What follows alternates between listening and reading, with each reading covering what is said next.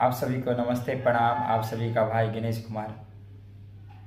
आशा करते हैं आप सभी लोग कुशल मंगल स्वस्थ होंगे और जहाँ भी जा रहे होंगे अपने गंतव्य स्थान पे फिर वही बात, हेलमेट ज़रूर पहने और आगे पीछे वाले भैया जी आप भी थोड़ा ध्यान दीजिए और सुरक्षित जाए।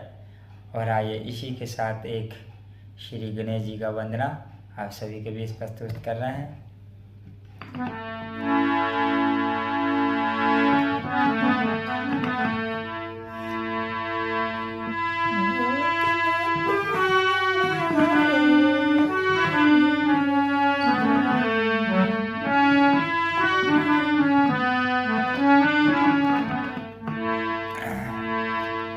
कि मंगल के दाता रौरा, कि मंगल के दाता रौरा बनाई जी, कि मंगल के दाता रौरा अरबी गरी बनाई जी।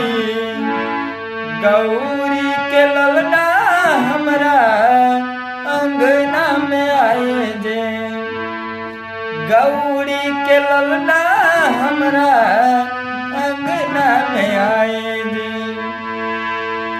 कि मंगल के दाता रौरा बिगड़ी बनाई जी। गौरी के ललना हमरा अंगना में आई जी।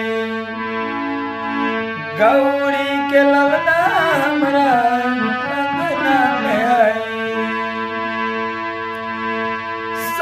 देवतन से पहले रउआ पूजाइला, भगतन के पीर सुन के देर न लगाइला। भगतन के पीर सुन के देर न लगाइला। मुझ पर सवार होके जल्दी चल आई जी। पर सवार होके जल्दी चल आई जी।